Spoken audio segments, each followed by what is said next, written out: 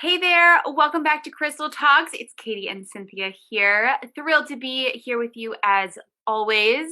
Today we are talking about a beautiful stone. It is known as the sunset stone, and it's been known as that for many, many years. The ancient Egyptians called carnelian the setting sun because of its hues. I just gave away what we're talking about. Well, anyway, carnelian, because of its orange hues, they also identified it with the receptivity and the passive female energies associated with fertility and the mother goddess of Isis. So, Cynthia, tell us more about what we're talking about today. Well, it's also known as the artist stone and the singer stone. And yes, we are talking about carnelian. It's a favorite of people everywhere, has been for thousands of years throughout history.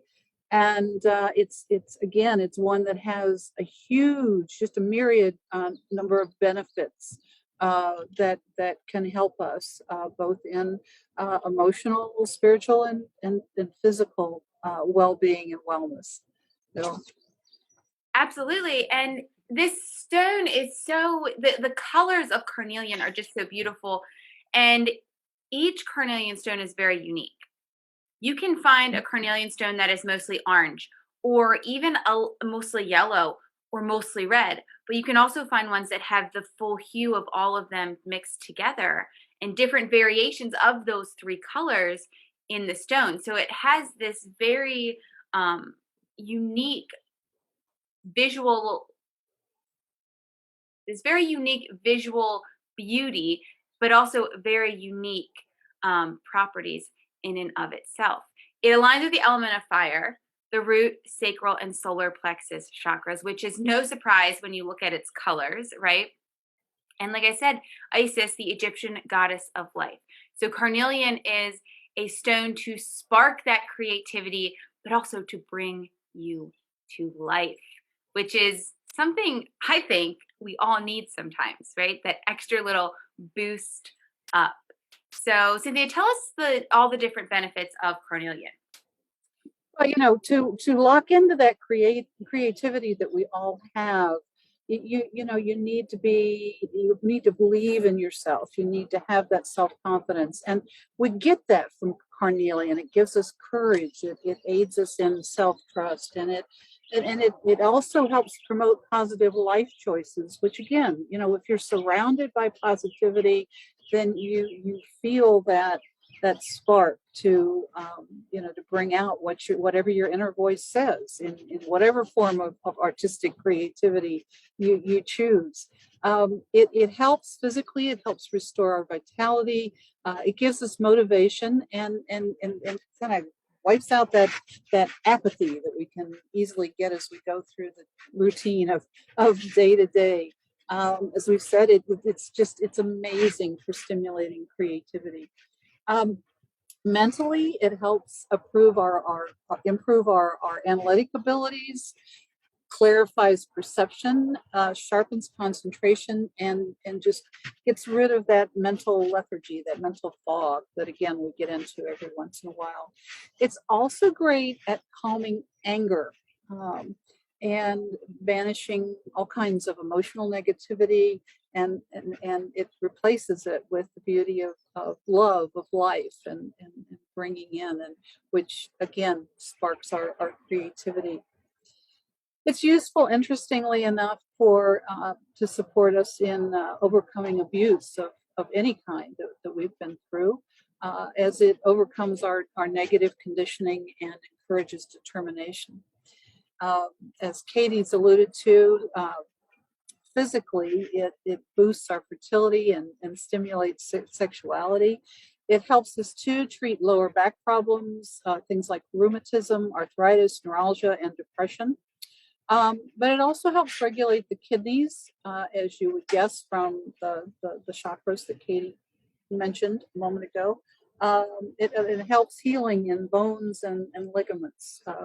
It also improves vitamin and mineral absorption and ensures a good blood supply to the organs and tissues. So, wow, right? Wow. So many amazing uses for carnelian. way more than I was even aware of. I really like to use carnelian, and I actually have this really beautiful raw carnelian stone. It has some like crystallization around the edges. It's really, really beautiful. And I wish I had it to show you today, but I don't.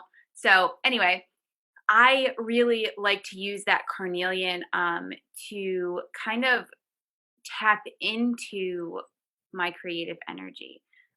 But not just tapping into the creative energy, having the confidence and the courage to actually take action from the creative visions and the creative kind of thought process that comes through, because sometimes creativity seems a little off the wall, right? Well, that doesn't make sense, but it's a creative solution that's coming directly through your intuition.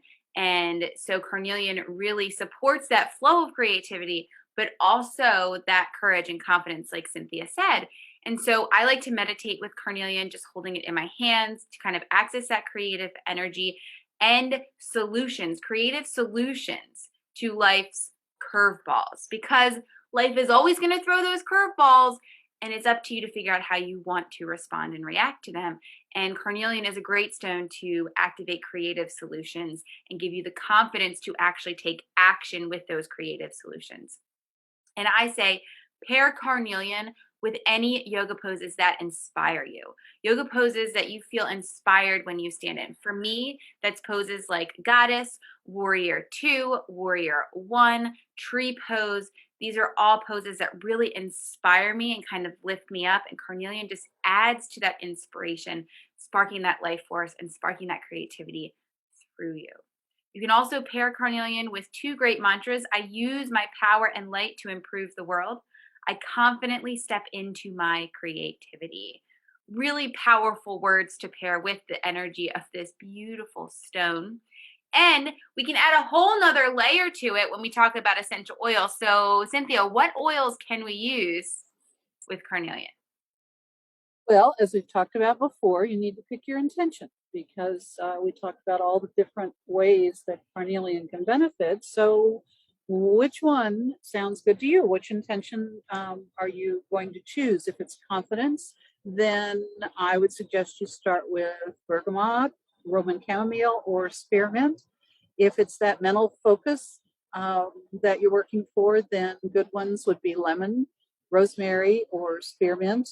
If you need the boost of self-esteem to get your creativity juices going, then again, bergamot is going to help you. Jasmine, patchouli, or other good ones. Courage, helichrysum, ginger, clove, or juniper berry. Creativity, if you just want to go straight for the creativity, then my first choice is always going to be wild orange, but clary sage and tangerine are great too. That clary sage is going to lock a little bit more into that intuitive creativity that Katie mentioned just a moment ago. True expression, um, let's go with lavender or spearmint. And sexuality, if you're looking to juice up that area of your life, then try some jasmine, lang lang, rose, or neroli. And again, these are just places for you to start as you experiment and try them. Um, you know, listen to your intuition, listen to what your voice says, what you need, and don't be afraid to jump off and try something different. So, which one's calling to you today, Katie? Oh, I always find jasmine intriguing. Mm. Jasmine, like it's a unique oil. It's not common, right? Like it's a more, I don't know if higher end is the right word for it, but it's this high vibration oil, and it's not as easily found and sourced, right? Like a high quality jasmine is not easily Right. found and sourced. And it just I've always just jasmine is just something that's always called to me. I love it. So I'm gonna go with jasmine for that one. And I would venture to guess that a lot of these oils were also used throughout history pairing with carnelian and the different ways it was used.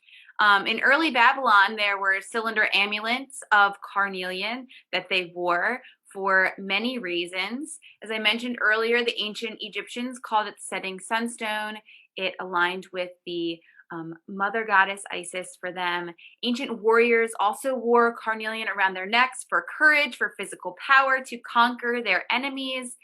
Alchemists of the Middle Ages used it as a boiling stone to activate the energy of other calzonian, I'm